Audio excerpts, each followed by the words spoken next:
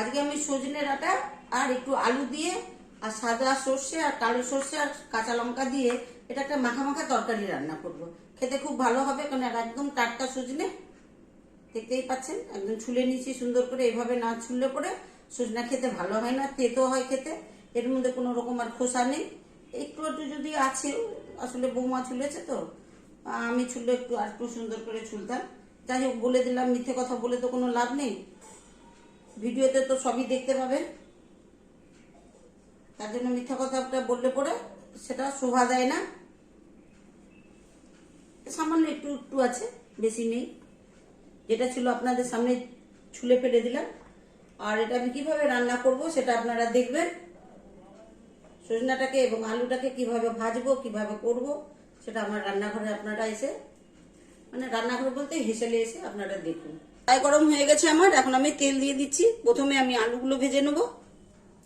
তেল সুন্দর হয়ে গরম হয়ে গেছে, এবার আমি আলুগুলো ছেড়ে দিচ্ছি। আলুগুলোকে সুন্দর করে লাল লাল করে একটু ভাজবো, তাহলে খেতে ভালো লাগবে।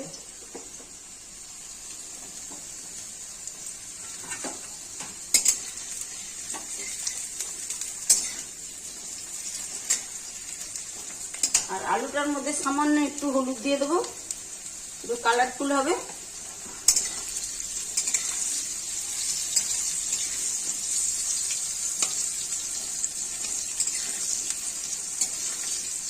দেখতে পাচ্ছেন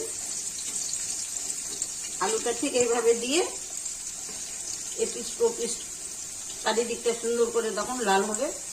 একটু লাল লাল করে ভাজলে পরে এই সজনে ডাঁটাটার মধ্যে যখন আবার আলাদা করে সজনে ডাঁটাটা ভাজবো, তো এই যে 3টা লঙ্কা দিয়ে দিলাম। খুব বেশি ঝাল ভাল লাগবে না খেতে, আর আমার ছেলে খেতেও পারে না বেশি ঝাল। যে সাদা সর্ষে মানে হলুদ সর্ষে আর লাল সর্ষে, এগুলো এতটা হলেই হয়ে যাবে। এর থেকে বেশি হলে আবার বেশি গাঢ় হয়ে যাবে। এখন আমি একটু জল দিয়ে দিচ্ছি, যতটা দরকার।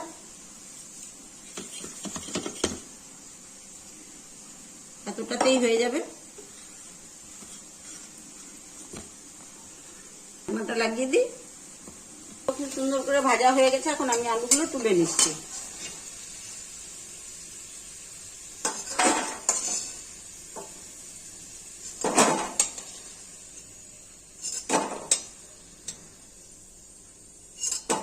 এই সজনে ডাঁটাগুলো ছেড়ে দিচ্ছি। এগুলোকে খুব সুন্দর করে ভাজতে হবে, যেন সজনে থেকে একটু সেন্ট বেরোয়। তখনই বুঝতে পারবেন যে না, সজনেটা ভাজা ভাজা হয়ে এসছে। সজনে ডাঁটা থেকে যতক্ষণ একটু সেন্ট বেরোবে না ভাজা ভাজা, সেই সজনে ডাঁটার তরকারিটাও খেতে ভালো হবে না। অনেকে এরকমই একটু এরকম ফাঁসলে রান্না করে নেয়, কিন্তু ওটার টেস্ট অতটা হয় না। আর আমি বলছি বলে আপনারা খারাপ পাবেন না, আপনারা যে যেরকম ভাবে পারবেন করবেন। আমি যেরকম করে এসেছি এবং বানিয়ে এসেছি, সেটাই আমি আপনাদের সামনে তুলে ধরছি। এখন আস্তে আস্তে সজনা ভাজাটা হয়ে আসতেছে। কালার যে ছিল সেই কালার থেকে আলাদা কালার এসে গেছে, দেখতেই পাচ্ছেন। ঠিক এইভাবে ভাজতে হবে আস্তে আস্তে করে।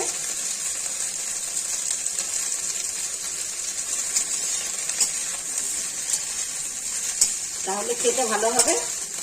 আর রান্না জিনিস তো, রান্না জিনিস হড়বড়ি করলে পরে রান্না ভালো হয় না। নিজেকে ভেবে নিতে হবে যে আমাকে রান্নাটা ভালো করে করতে হবে, এবং রান্নাটা এটা ভাবতে হবে না যে আমার শ্বশুর খাবে, শাশুড়ি খাবে, দেওর খাবে, বাসুর খাবে, ননদ খাবে, এটা ভাবতে হবে না। ভাবতে হবে যে আমি রান্না করছি, আমি খাবো, তাহলে রান্নাটা আরো সুন্দর হবে। যেহেতু যে রান্না করে তার যদি ভালো লাগে, তাহলে অবশ্যই সকলকেই ভালো লাগবে, যারা খাবে। বাড়ির লোক খাক, বাইরের লোক খাক, আর একটু যদি কাউকে দিয়ে খেতে পারেন তাহলে তো আরো আনন্দ। তখন খাওয়ারের টেস্ট আরো বেশি বেড়ে যাবে। দিয়ে খেলে খাওয়ারের টেস্টটা খুব বেশিটাই বেড়ে যায়।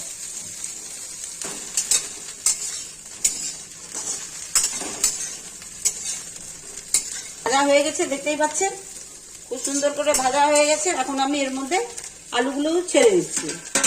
আলুগুলো ছেড়ে দিলাম, দিয়ে এখন আমি লবণ হলুদটা দেব। করে ভেজে নিয়েছি, পরিমাণ মতো আমি এখন হলুদটা দিয়ে দিচ্ছি, 1 চামচ দিয়ে দিচ্ছি। সামান্য একটু জলের ফোয়ারা দিয়ে দিলে লবণ হলুদটা সজনা এবং আলুর মধ্যে ভালো করে লেগে যায়। এটাকে একটু একটু করে সাঁতরাতে একটু ভালো করে সাঁতরাতে লাগবে। জল দিয়ে দিচ্ছি, ভাত সাঁতলানো হয়ে গেছে। এখন আমি জল দিয়ে দিচ্ছি সেদ্ধ হওয়ার জন্য।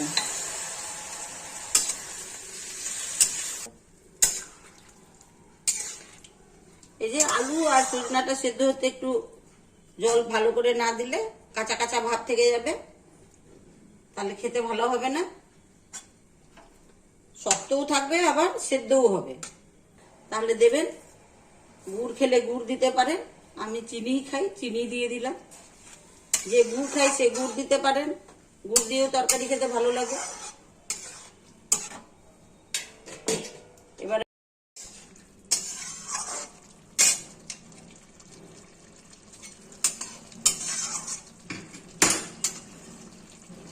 এবার আমি সর্ষে বাটাটা দিয়ে দিচ্ছি, কারণ আর একটু সেদ্ধ হবে।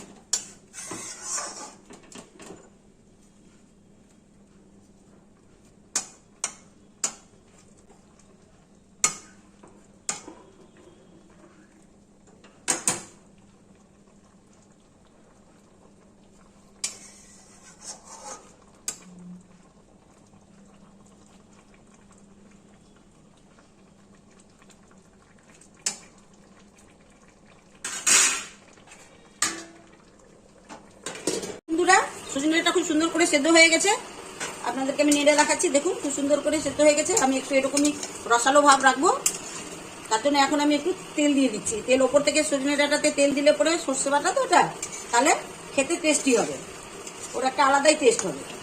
আবার দেওয়ার মধ্যে একটু মাছ রাখবেন, একাদা আবার দিয়ে দিয়েন না, যতটা দরকার অতটাই দেবেন। এইভাবে রান্না করলে আপনাদের খুব ভালো লাগবে খেতে, আর কিচ্ছু লাগবে না। আর যখন পোস্ত বাটা দিয়ে শুধু করবেন তখন কিন্তু তেল দেবেন না, একবারেই তেল দিয়ে দিবেন। পোস্ত বাটার ওপর থেকে তেল দিতে নেই, ওপর থেকে তেল দিলে পোস্তের কোনো সেন্ট থাকবে না। এটা সর্ষে বাটা, তার জন্য ওপর থেকে তেল দিলে ওর টেস্ট আলাদা হয়। তাহলে আমার রান্নাটা হয়ে গেছে। বড় ছোট সকলকেই বলছি, বন্ধুদের বলছি, এবং জেঠিমা কাকিমা দাদা জেঠু যারাই আছেন, যারা দেখছেন তাদেরকে বলছি, এবং প্রত্যেককেই বলছি কিভাবে করলাম সম্পূর্ণটাই আপনাদেরকে দেখালাম আমি। আর এখন আমি এটা নামিয়ে দিচ্ছি, আমার রান্নাটা হয়ে গেছে। সজনা আর আলু ভেজে যে রান্না করলাম, এই সজনা চচ্চড়ি বলেন, চাই একটু লাবড়া টাইপের বলেন বা একটু মাখা টাইপের বলেন, যেটাই ভাববেন। যাই হোক, প্রথম থেকে শেষ পর্যন্ত আপনাদেরকে সবকিছুই বলেছি। আর দুবার করে এই কথাটা বললে পরে ভিডিওটা আমার অনেক বড় হয়ে যাবে, তখন আমার কেউ দেখবে না। যার কারণে যা বলে দিয়েছি একবার বলে দিয়েছি, এবং আপনারা এভাবেই একবার রান্না করে খেয়ে দেখবেন, যথেষ্ট ভালো লাগবে। আর কোনো রকম কোনো সেন্ট হবে না। লাইক করবেন, শেয়ার করবেন, সাবস্ক্রাইব করবেন, আর সাথে থাকবেন, এগিয়ে দেওয়ার চেষ্টা করবেন। নমস্কার।